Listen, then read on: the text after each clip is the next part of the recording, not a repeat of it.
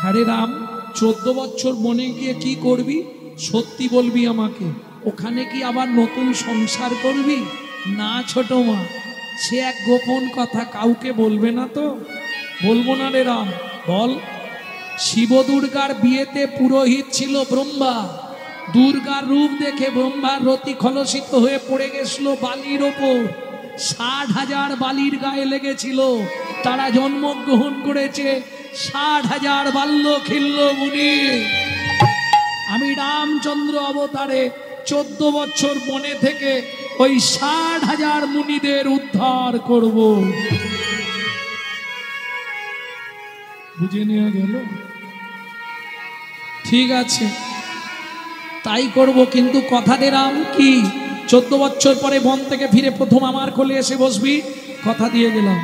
জানেন 14 বছর পর রাম যেদিন বন থেকে ফিরল, সবার প্রথম দাঁড়িয়েছিল কৌশল্যা রামকে কোলে নেবার জন্য, কিন্তু গেল না, ছুটে গিয়ে আগে কইকেয়ীর কোলেই বসেছিল রাম। ভক্তমণ্ডলী, ভক্তিমতী মায়েরা, এইবার চলুন 14 বছর বনভ্রমণ কালে ভগবান কি করবে? বনে তো যেতে হবে। শুনবেন, সীতাও বেরিয়েছে, লক্ষ্মণও বেরিয়েছে। গঙ্গার ধারে এসে রাত্রি হয়ে গেছে। এটা পেরোলে তবে পঞ্চবটী বন। কি করবে? রাত্রিটা ওই গাছের পাতা মিলে বিছানা করেছে। রাম সীতাকে বসিয়ে দিয়ে আর লক্ষ্মণ রামায়ণ পাঠ করে রামকে শোনাচ্ছে। ভগবানের কথা ভগবানকেই শোনাচ্ছে। এক মাঝি ঘাটে বসেছিল, শুনতে পেয়ে এসে বসে বসে শুনছে আর কাঁদছে। যখন পাঠ শেষ হয়ে গেল, অন্ধকার নেমে এসেছে, মাঝি তো ফিরে যাবে, যাবার আগে বলছে, লক্ষ্মণ ঠাকুর একটা কথা বলবো কি? কাল সকালে তো প্রভু এইখান দিয়েই পার হবে গঙ্গায়। এই গঙ্গায় ভালো ভালো নৌকা আছে। আমার অনেক দিনের ইচ্ছা প্রভুকে আমার নৌকায় পার করব।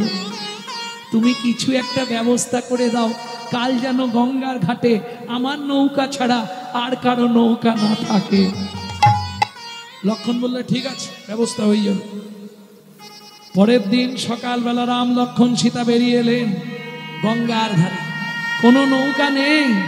সেই কিবট মাঝি একাই বসে আছে, ঘাটের দিকে মুখ নয়, উল্টো দিকে মুখ ঘুরিয়ে বসে আছে। লক্ষ্মণ ডাক দিল, মাঝি, ও মাঝি। সাড়া দিচ্ছে না। এইবার লক্ষ্মণ একটু রেগে গেছে, এই মাঝি। রামচন্দ্র বলছে, ভাই এই মাঝি বলতে নেই, প্রত্যেকের সম্মান আছে। ও মাঝি, কি গো মাঝি, যাই হোক একটা বলো, এই মাঝি বলো। এতক্ষণ ধরে তুমি ডাকছো, ও সাড়া দিতে পারছে না। রামচন্দ্র ডাক দিয়েছে, মাঝি, কৃবট, এই কৃবট। আস্তে আস্তে ঘুরে বলছে, আমি প্রথম থেকেই শুনছি তোমরা অনেক ডাকাডাকি করছো, তা তুই সাড়া দিলি না কেন? বলে, প্রভু তোমায় একটা শিক্ষা দেব বলে। কেন সাড়া দিইনি জানো? ভব সিন্ধু পারের ঘাটে এসে কত যাত্রী দিন রাত তোমায় ডাকে। এবার তুমি ভাবো, তুমি সাড়া না দিলে তাদের কি দশা হয়। ভগবান বলে, বাবা বাবা মাধব, তুই আজ আমাকে ভালো শিক্ষা দিলি মাধব। বেশ, তা আমাকে একটু পার করে দে, কত কি নিবি বল। 3 জন আছি আমরা, তুই যেটা চাইবি দিয়ে দেবো। বলে, প্রভু একটা কথা বলি, মাঝি যদি কোনো মাঝিকে পার করে, সে কি পয়সা নেয় নাকি? তার মানে? বলে, প্রভু তুমিও মাঝি আমিও মাঝি, তুমিও মাঝি আমিও মাঝি, তুমিও মাঝি আমিও মাঝি, তুমিও মাঝি আমিও মাঝি। আজকে তোমায় আমি পার করে দিচ্ছি, করি নেব না। আমায় সেদিন পার করে দিও, সেদিন পার করে দিও, সেদিন পার করে দিও, সেদিন পার করে দিও। যেদিন ভব সিন্ধুর ঘাটে যাব, সেদিন পার করে দিও। যেদিন ভব সিন্ধু পারে যাব সেদিন পার করে দিও। বেশ বেশ বেশ, তা আমি নৌকায় উঠি বলে দাঁড়াও প্রভু, তোমার সঙ্গে কোনো শত্রুতা নেই, তোমার দেহের সঙ্গে শত্রুতা নেই, তোমার পায়ের সঙ্গেও শত্রুতা নেই, কিন্তু তোমার চরণের যে ধুলি ওর সঙ্গে আমার বহুদিনের শত্রুতা। কদিন আগে তোমার পা লেগে পাষাণ নাকি মেয়ে ছেলে হয়ে গেছে, আজকে আমার নৌকাটা যদি মেয়ে ছেলে হয়ে, বাড়িতে স্ত্রী আছে গন্ডগোল বেঁধে যাবে, একটা বউ নিয়ে পারিনি, নৌকাও যদি বউ হয়ে যায় দুই বউকে রাখবো কোথায়? তোমার পাটা ভালো করে ধুইয়ে দিই। লক্ষণ বলছে এই মাঝি, পা ধোয়াবি, জল কোথায়? বলে সেদিন থেকে তুলে রেখে দিয়েছি। সেদিন মানে কোন দিন প্রভু? আহা, তোমার মনে আছে? আস্তে, জীবনে এটা শুনতে পাবে না, আমি চলে যাওয়ার পর জীবনে এটা শুনতে পাবে না কোনোদিন। একটু শোনো, সেদিন মানে কোন দিন থেকে? তুমি যখন অনন্ত শয্যায় শায়িত ছিলে, লক্ষ্মী তোমার চরণ সেবা করছিল, আমি কচ্ছপ রূপে অনন্ত নাগের ওপর উঠেছিলাম, শুধু তোমার চরণটা একবার জিভ দিয়ে চাটবো বলে। কিন্তু মা লক্ষ্মী আমায় দূর করে ছুঁড়ে দূরে ফেলে দিয়েছিল। সমুদ্রের ওই নোনা জল আমার নাকে মুখে ঢুকে গেল। আমি যখন কাঁদলাম, সেদিন তুমি আমায় কথা দিয়েছিলে, কচ্ছপ তুই আজ দুঃখ করিস না, তেতা যুগে আমি যেদিন রাম হব, তুই হবি কৃবট অর্থাৎ মাধব মাঝি।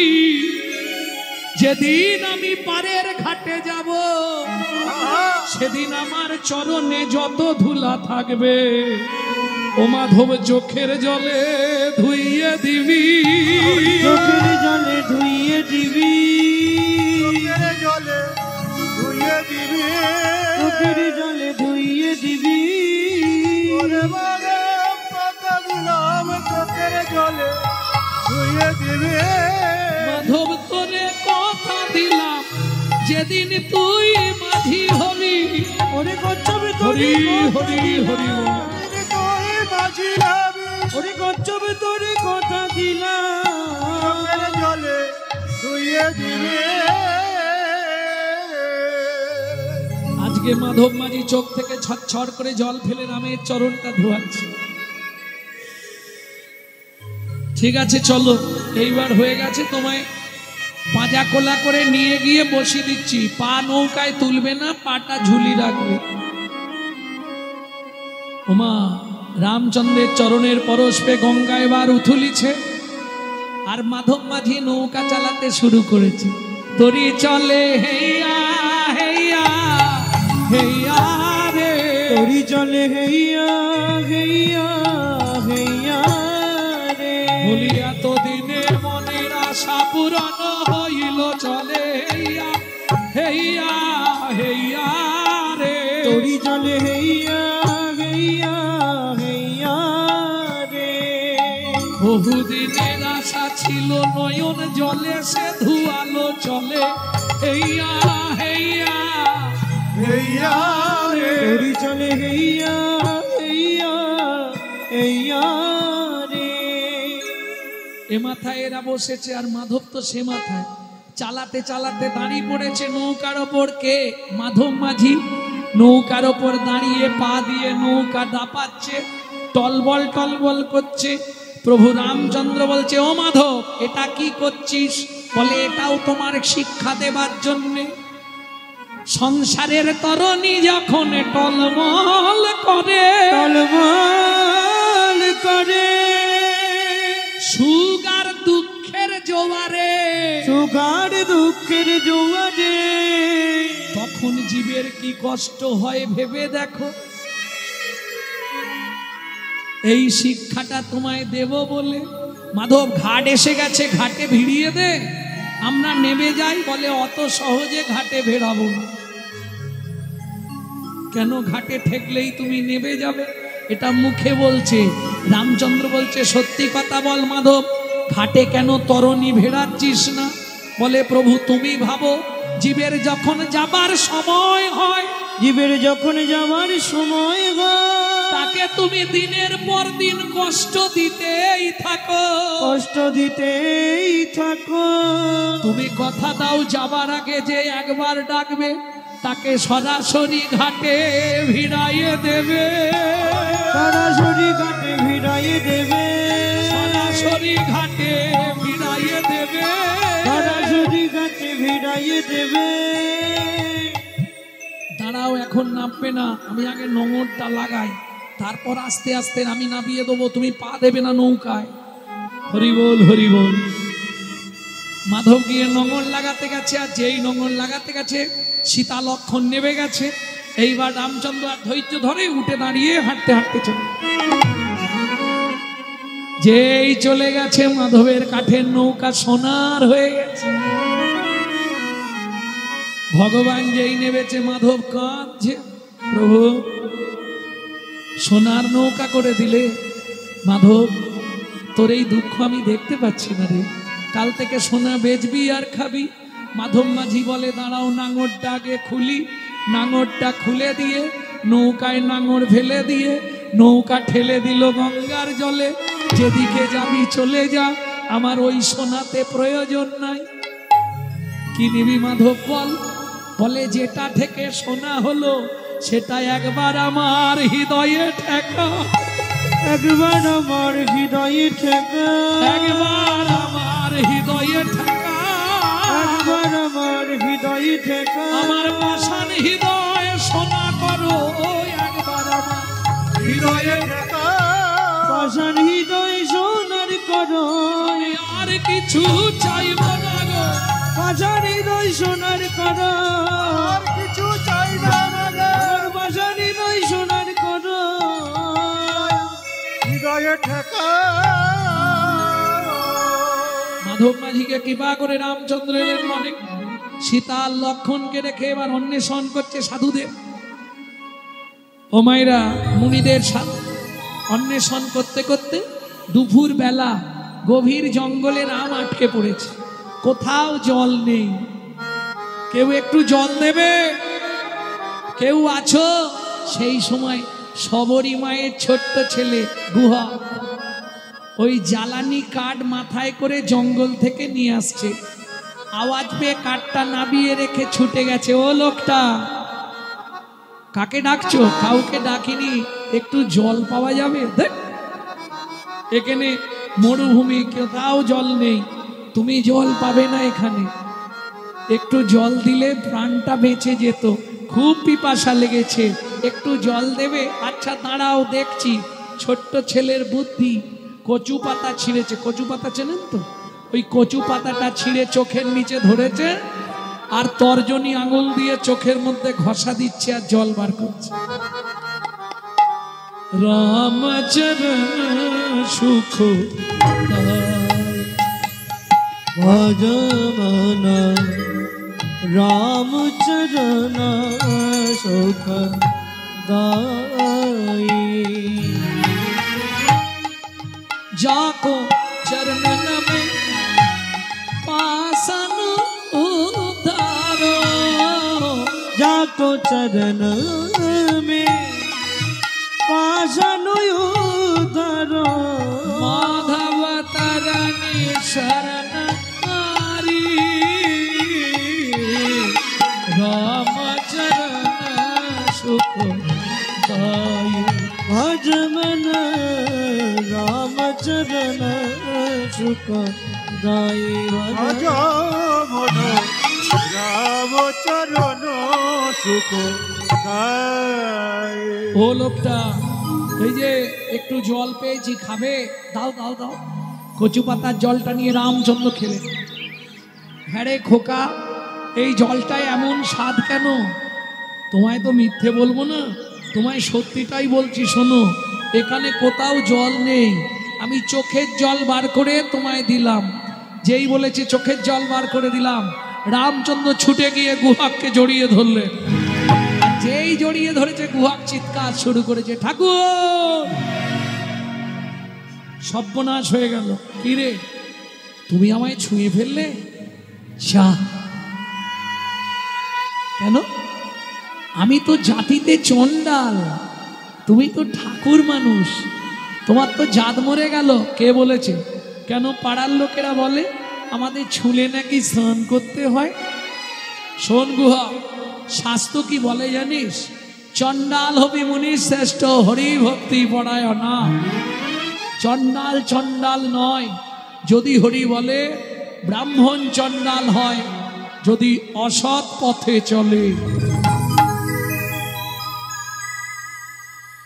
তোর নাম কি? আমার নাম গুহা। তোমার নাম? আমার নাম শ্রীরামচন্দ্র। এই গুহা শোন, আজ থেকে তুই আমার বন্ধু হবি। তুই চোখের জল খাইয়েছিস, বিপদের সময় যে পাশে থাকে সেই প্রকৃত বান্ধব।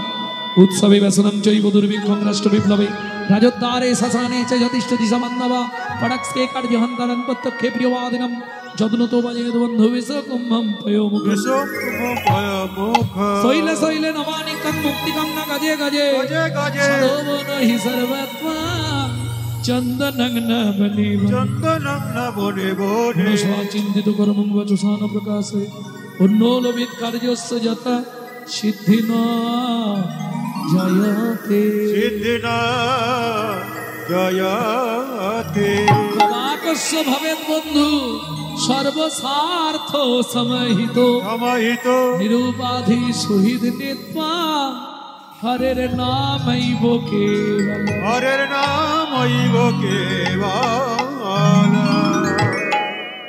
বুঝে নেওয়া গেল? আজ থেকে তুই আমার বন্ধু হবি। ঠিক আছে, বেলা হয়ে গেছে, কাঠ নিয়ে গেলে মা রান্না করবে, মা বকা দেবে। আসছি বন্ধু। বাড়ি গিয়ে পৌঁছালো গুহক। সবরী মা ছুটে এসছে। গুহক, কি তোর গায়ে কিসের গন্ধ উঠছে রে? হ্যাঁ, এ গন্ধ কোথায় পেলি? তা জানিনি মা, একটা লোক বিপদে পড়েছিল, তাকে চোখের জল খাইয়েছিলাম, সে আমাকে জড়িয়ে ধরেছিল, সেই লোকটার গায়ে এই গন্ধটা ছিল। সবরী মায়ের মাথা গেল ঘুরে। মৃগনাভি কস্তুরীর গন্ধ, এ তো ভগবানের অঙ্গ ছাড়া কারো অঙ্গে হয় না। ও গুহ, তার নাম কিছু বলেনে? বলেছিল কি, নামটা ভুলে গেছে, কি একটা চন্দ্র বলেছিল, মনে কর না বাবা।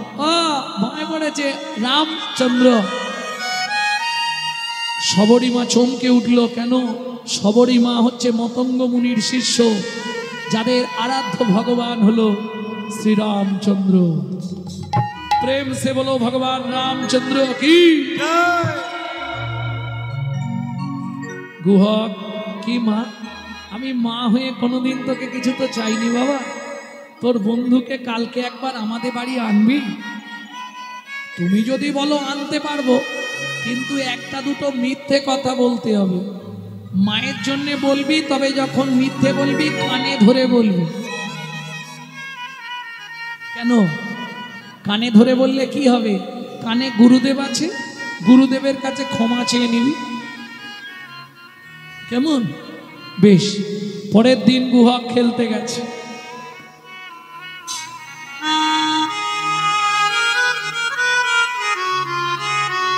সন্ধ্যা নেমে আসছে। সব রাখালদের ঘর কাটিয়ে দিয়ে গাছের তলায় বসে বসে গান গাইছে।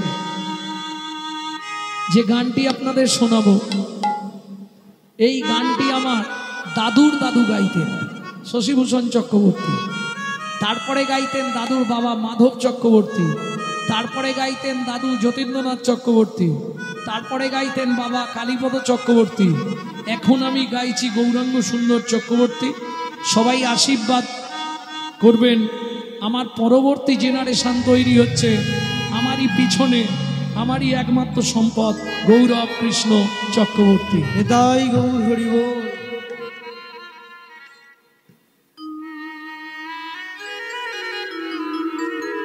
লুকিয়ে তোমায় রাখবো ঠাকুর, আমার হিয়া মাঝি। লুকিয়ে রাখবো ঠাকুর আমার হিয়া মাঝি।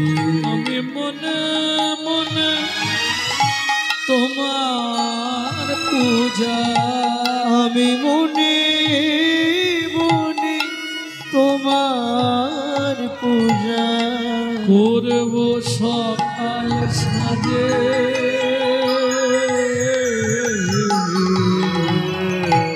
আমার হিয়া মাঝি লুকিয়ে তোমায় রাখবো ঠাকুর আমার হিয়া মাঝি।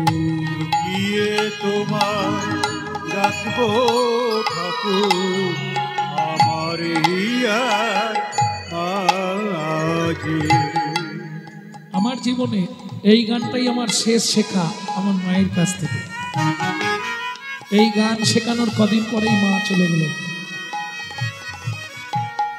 নাইবা যদি দেবদাসীরা তোমার মাথা চামর ঢুলা, নাইবা যদি দেবদাসীরা তোমার মাথায় চামর ঢোলা, ক্ষতি কি তাই শঙ্খ ঘণ্টা, বলো ক্ষতি কি তাই শঙ্খ ঘণ্টা, নাইবা যদি বাজে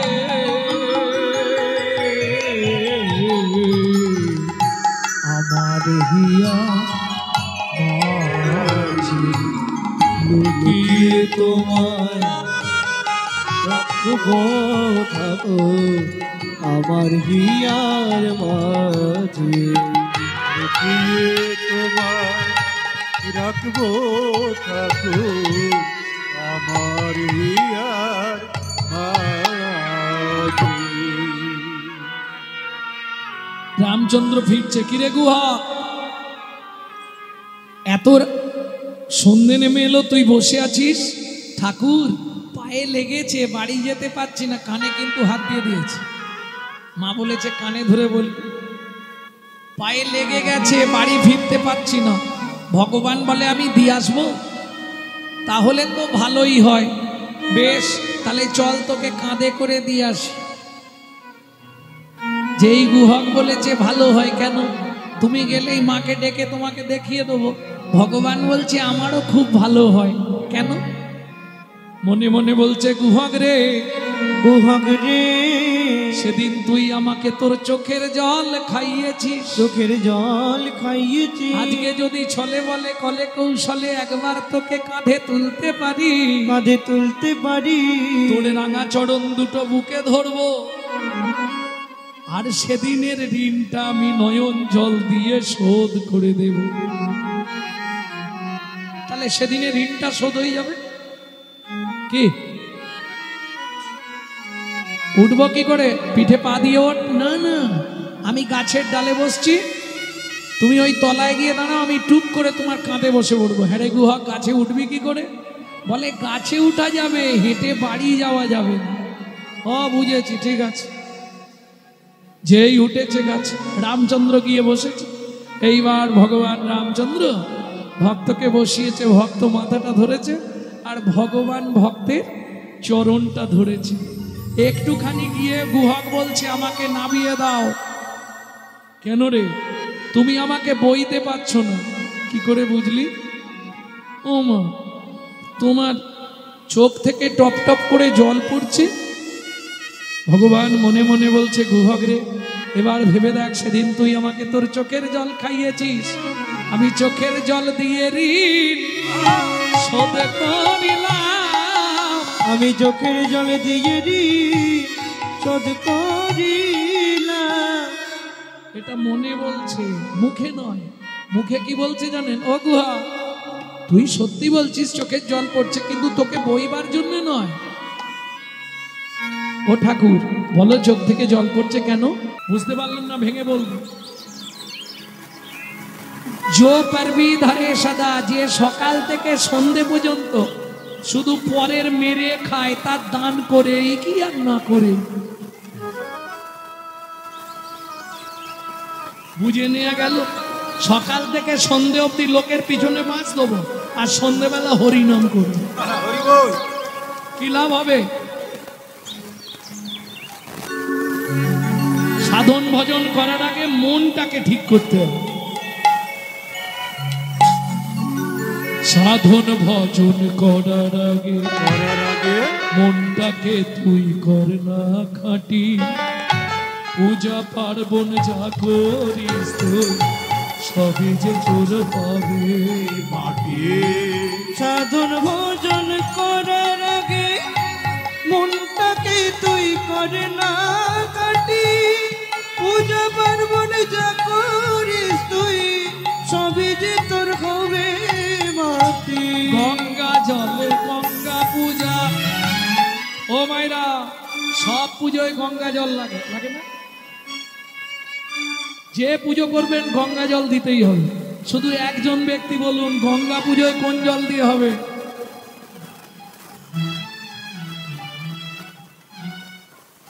তন্দুরি, গরুর জল। কোন শাস্ত্রে লেখা আছে?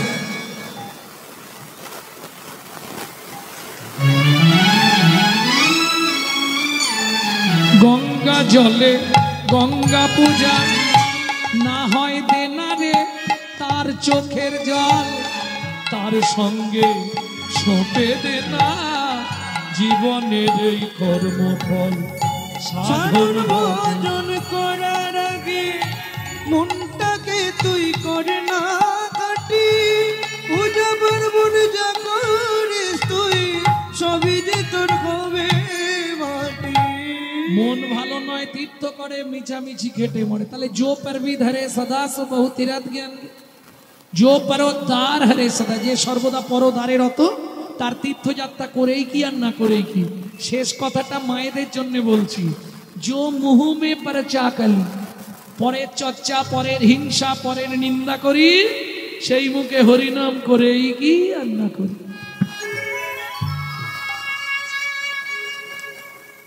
বুঝে নিয়ে গেল। ভক্তমন্ডলী, ভক্তিমতী মায়েরা, একে একে সব দান শিবির সাজানো হয়ে গেল। মাঘী পূর্ণিমার দিন যে যা চাইবে রাজা আজ তাকে তাই দেবে। মন্ত্রে সব এনেছো তো? মহাদাতা সেজেছে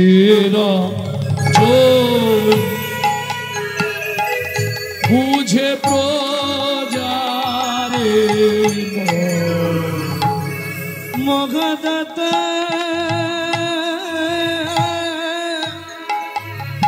সেজেছে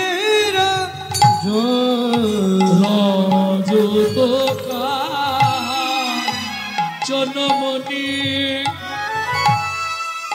অন্ন বস্ত্র গাভী ভূমি, যে যাহা চায় রাজা তারে তাদের সবে করিছে মগদাতা সেজেছে রাজন বুঝে হরি হরি হরি হরি বল। মগদাতা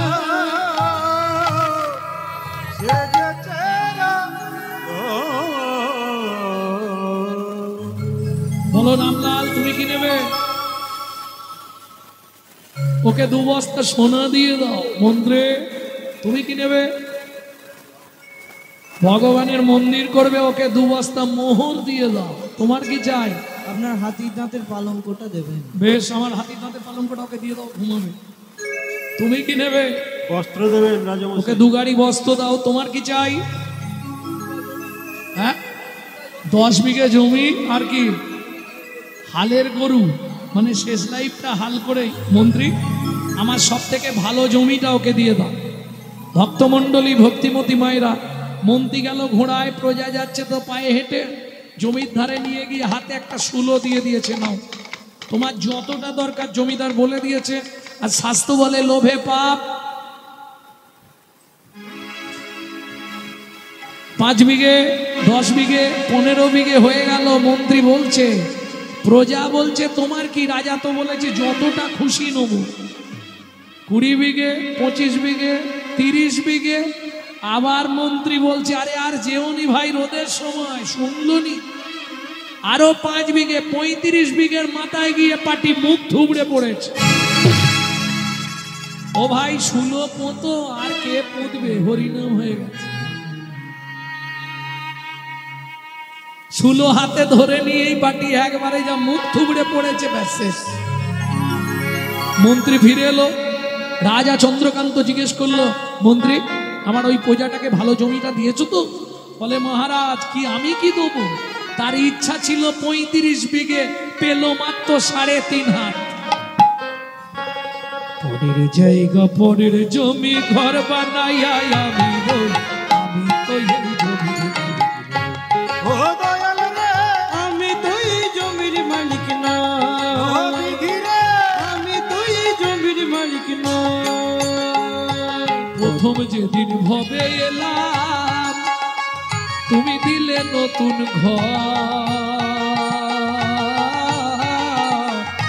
ঘরের কথা ভাবতে ভাবতে, ঘরের কথা ভাবতে ভাবতে। রেক্সোনা লাক্স ইন্টারলাক্স মতি ড্রাফট চন্দন পার্ক এভিনিউ, হ্যাঁ সাদা করে হলো মুখ ঘষে ঘষে একবার।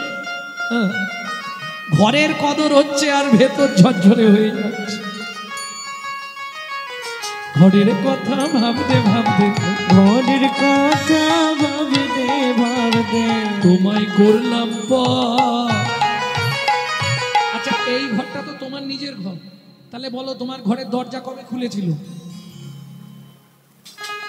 কেউ যদি বলতে পারো আজ থেকে কীর্তন ছেড়ে তার বাড়ি সারা লাইফ দাসত্ব করবার জন্য আমি রয়ে যাব, আসরে দাঁড়িয়ে বলছি, বলো। জীবনেও পারবে না। কেন? মায়ের পেটে থাকাকালীন ঘরের দরজা খোলে, তবে বাচ্চা বাইরে আসার জন্য লাথি মারা শুরু করে। তুমি যখন দেখেছো তখন দরজা খোলা, বাইরে যখন দেখেছো, ভেতরে খুলে যাওয়ার পর বাইরে আসে। তাহলে খোলার ডেট বলতে পারবে না? আচ্ছা বাদ দিয়ে দিলাম, বন্ধের ডেটটা তো বলতে পারবে। বলো, আমি লিখে রাখবো। কোন তারিখে তোমার ঘরের দরজা বন্ধ হবে বলো? কেন পারবে না? আমার ঘরের চাবি তোমার হাতে, ঘরের চাবি তোমার হাতে, দয়াল ঘরের চাবি তোমার হাতে, ঘরের চাবি তোমার হাতে। সে ভাবনা ভাবলাম কই, আমি কই। ও দয়াল রে, আমি তো এই জমির মালিক না, ও বিধি রে, আমি তো এই জমির মালিক না। বুঝে নেওয়া গেল, এটা আপনার ভাড়াটিয়া ঘর। সব সময় মনে রাখবেন, যদি আপনাদের কলকাতার দিকে কোনো আত্মীয় স্বজন ভাড়ায় থাকে, একটু জেনে নেবেন মাসের 5 তারিখ হলে কেউ আপনাকে বলবে না ভাড়াটা দিয়ে যাও। হঠাৎ বাথরুমে ঢুকে কল খুলবেন, জল পড়ছে না, বাবু জল পড়ছে না বাথরুমে, ভাড়া পেমেন্ট করুন, তবু জল ছাড়া হবে। সুইচ মারবেন বোর্ডে, লাইট জ্বলছে না, বাবু লাইট জ্বলছে না ঘরে, ভাড়া দেবেন গো, তারপর লাইনটা ছাড়বো। সিস্টেম। 5 তারিখ হয়ে গেলেই মেন সুইচ বন্ধ হয়ে যাবে। একই সিস্টেম। এটা আপনার বাপ পেলে সম্পত্তি নয়, এটা ভগবানের দেওয়া ঘর। আপনি শুধু ভাড়াটিয়া। সময় সময় যদি কৃষ্ণ নাম ভাড়া না দিয়ে দেন, হঠাৎ দেখবেন কোথাও কিছু নেই, ঘরে স্যাটেলাইট অফ হয়ে যাচ্ছে।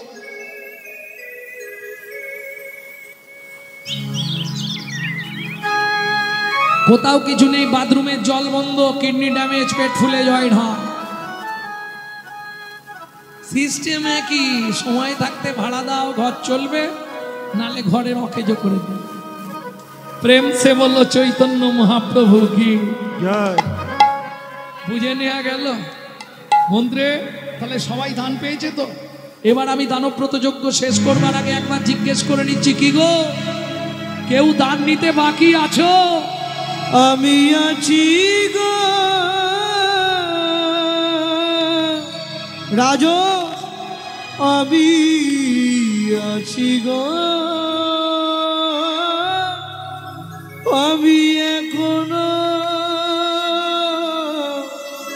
বাকি আছি বাকি আছি বাকি আছি।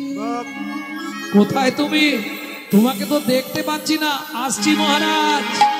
হেন কালে নারদ ঋষি দাঁড়ালো সম্মুখে আসি। কেন কালে নারদ ঋষি দাঁড়ালো সম্মুখে আসি। কহিলেন মধুর বচন, কহিলেন মধুর বচন, আমি এখনো বাকি আছি।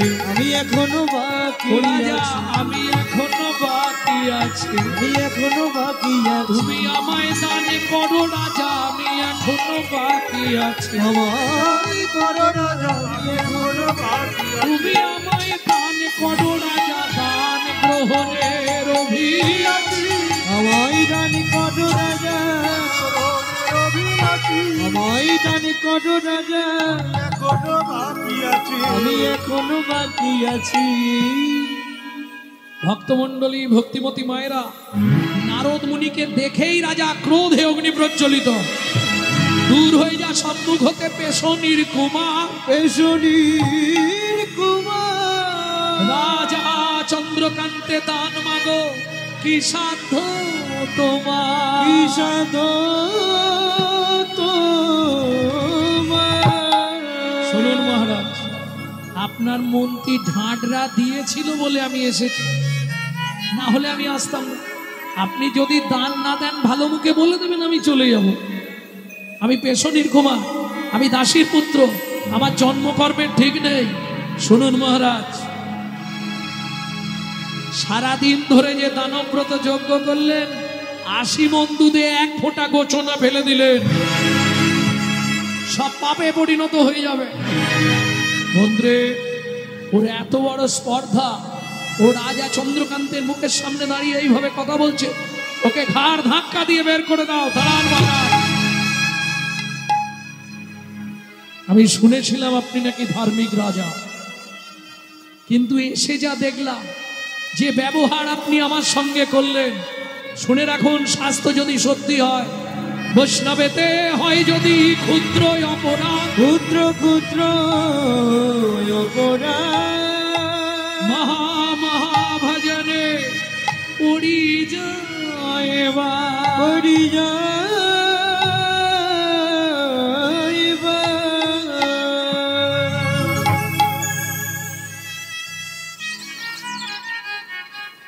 আমি চলে যাচ্ছি, তবে যাবার আগে বলে যাচ্ছি, যে চণ্ডালের মতো ব্যবহার আপনি আমার সঙ্গে আজকে করলেন, আগত জন্মে আপনাকে নিষাদ কুলে চণ্ডালের ঘরেই জন্ম নিতে হবে। ওমায়েরা, নারী পারে বাঁচাতে, নারী পারে মারতে। ঊর্ধ্বশ্বাসে ছুটে গেলেন হেমকান্তা দেবী, নারদ মুনির চরণে আছাড় খেয়ে পড়ল। ও গো মুনি গো,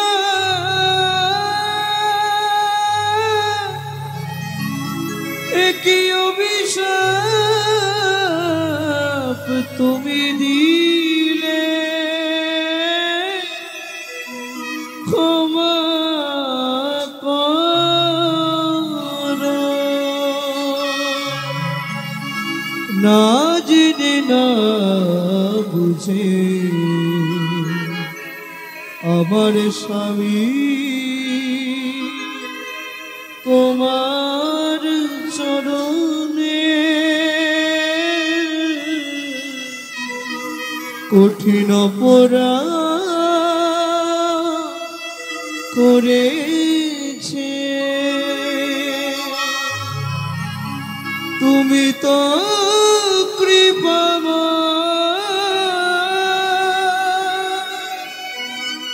করুণা করে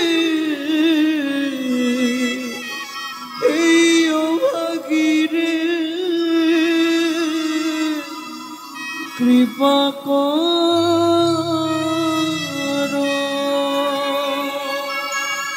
উঠুমা উঠুন মুনিব, নিষাদ কুলে চণ্ডালের ঘরে জন্মাবো, তাতে কোনো কষ্ট নেই মুনিব। যে কুলে জন্ম হোক তাই মাথা পেতে নেব। শুধু এ জন্মে সবাই বলে বন্ধারমণির মুখ দেখা মহাপাপ। যে কুলেই জন্মাই মুনিবর, কৃপা করে যেন আমি একটা সন্তানের মা হতে পারি। বেশ, বলো তুমি কি চাও মা, কি পেলে তুমি সুখী হবে, আমি তাই তোমায় দেব। ভদ্র মহিলা বলে উঠল, মুনিবর আপনি সাধু, আপনি ব্রহ্মবান, আপনি পরম বৈষ্ণব, আপনার চরণে আমার একটাই নিবেদন, কিচ্ছু চাই না জীবনে, শুধু একটি সন্তান পাই যেন মুনি, সে তো হরি ভক্ত। একটি সন্তান পাই যেন মুনি, সে তো হরি ভক্ত। তুমি এই কৃপা করো মুনি, তুমি এই কৃপা করো মুনি, ত্রিভুবনে করবে জয়, একটি সন্তান পাই যেন মুনি, সে তো হরি ভক্ত। একটি সন্তান পাই যেন মুনি, সে তো হরি ভক্ত। তথাস্তু।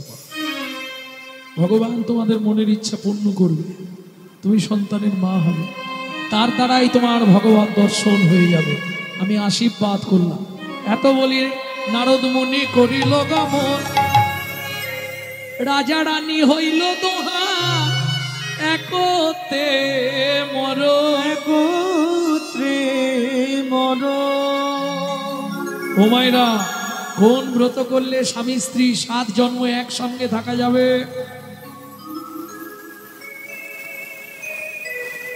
থাকা যায় না? শুনেছ কোথা থেকে?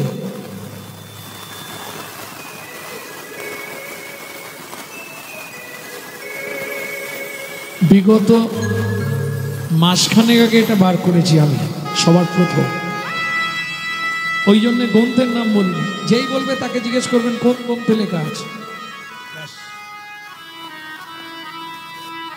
আগে গ্রন্থের নাম বলে দিচ্ছিলাম, এখন আর বলছি না, সব শুনে মারা পার্টিতে ভর্তি, পড়বে না, শুনে শুনে মারে। মা বলছে একাদশী ব্রত করলে স্বামী স্ত্রী একসঙ্গে মরবে নাকি, তাহলে কাল থেকেই আমরা দুজনেই করব, কি সবাই শুরু করবে না? অত সোজা জিনিস। 21 বছর নির্জলা একাদশী ব্রত উপবাস করলে স্বামী স্ত্রী 7 জন্ম একসঙ্গে থাকা যাবে। গাছ থেকে পড়ে গেল না, কত বছর বলেছি? 21 বছর। কাল থেকে শুরু করবে নাকি? ও দরকার নেই বাবা, পাল্টে যায় পাল্টে যায়। ভক্তমণ্ডলী, ভক্তিমতী মায়েরা, তাহলে দ্বিতীয়বার জন্মগ্রহণ করলো তেতা যুগে সিংহমপুর, আবার দুজনের সংসার হলো সবর সবরী। একটা ছেলে হলো, নাম রাখলেন গুহক। বলি ভগবান 14 বছর বনে গিয়েছিল ভরতকে রাজা করার জন্য, ওই মন্থরার যুক্তি পেয়ে কইকেই পাঠালো না রামকে 14 বছর বনে, তাই তো গো? এসব মিথ্যে কথা, সত্যিটা আজকে আমি বলবো, শোনো। এর জন্যে রামচরিত মানস পড়তে হবে, তাও যাত্রার পাবেন না, বাল্মীকি জিটটা পড়লে পাবেন। গভীর রাত্রিতে রাম ঢুকলেন কইকেয়ীর ঘরে, ছোট মা কে? আমি রাম।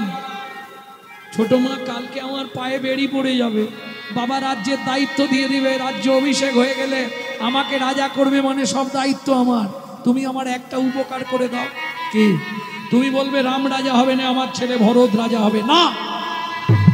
এই মিথ্যেটা সবাই আমাকেই দোষ দেবে, এ দোষ আমি ঘাড়ে নেব না। কত চালাক রামচন্দ্র, বললে ছোট মা তুমি যদি আমার এই উপকার করে দাও, আমিও তোমার একটা উপকার করব। কি করবি রাম? পরজন্মে তোমার গর্ভে জন্ম নেব, তোমার গর্ভে জন্ম নেব, মাগো তোমায়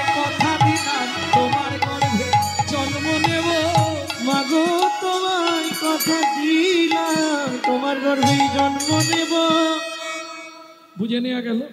ও মায়েরা, রাজার নাম কি বললাম? রাজা চন্দ্রকান্ত,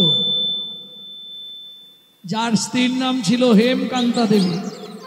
বিশাল প্রাচুর্য, ভোগ বিলাসে মাতোহারা রাজা রানী দুইজনেই। ভগবান সব দিয়েছে, কিন্তু পৃথিবীতে কাউকে 16 কলা দেবে না। যদি বলো কেন?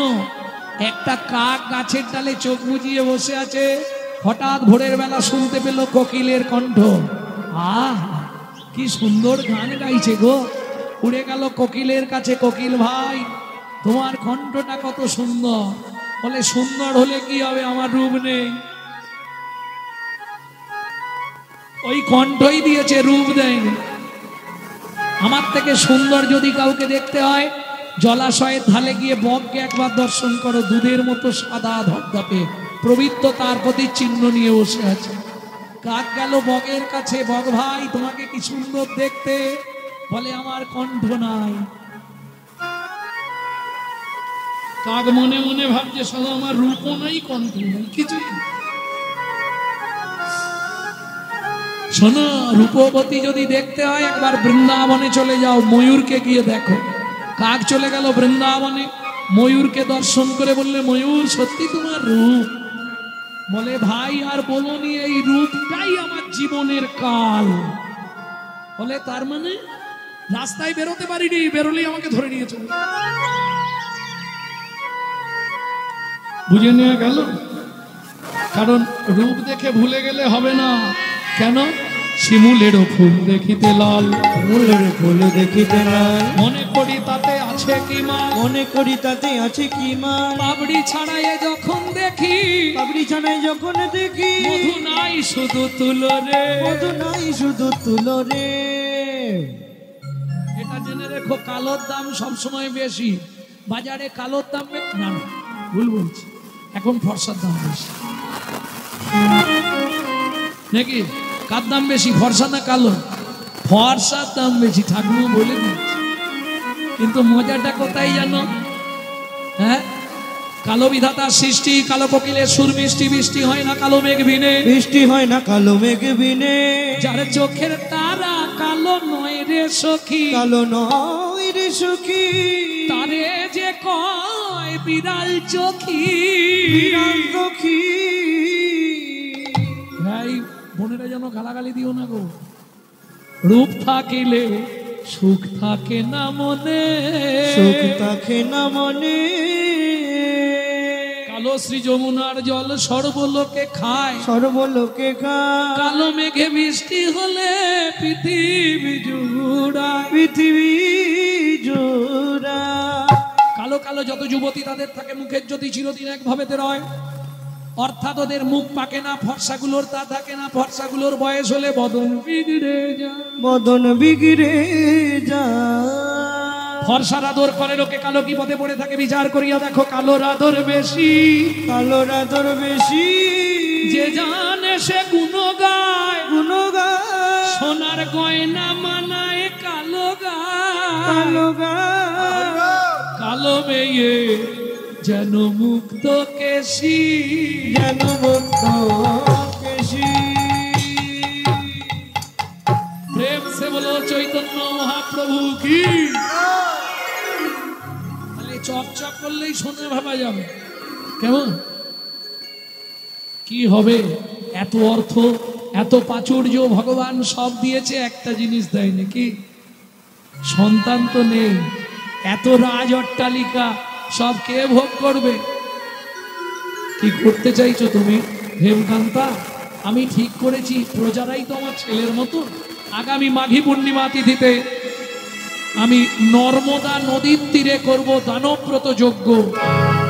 এই যজ্ঞে যে যা চাইবে মন্ত্রে ঢাডরা দিয়ে দাও, তাকে তাই দেওয়া হবে। মানে যে একটু মধ্যবিত্ত ছিল সেও সেদিন মোটামুটি ভিখারি সেজে নিয়েছে। লাইনটা দিতে পারলেই হয়ে যাবে কিছু। হ্যাঁ, যার 3 তলা বাড়ি তার হচ্ছে বিপিএল, যার ঘর দিয়ে জল পড়ে তার এপিএল।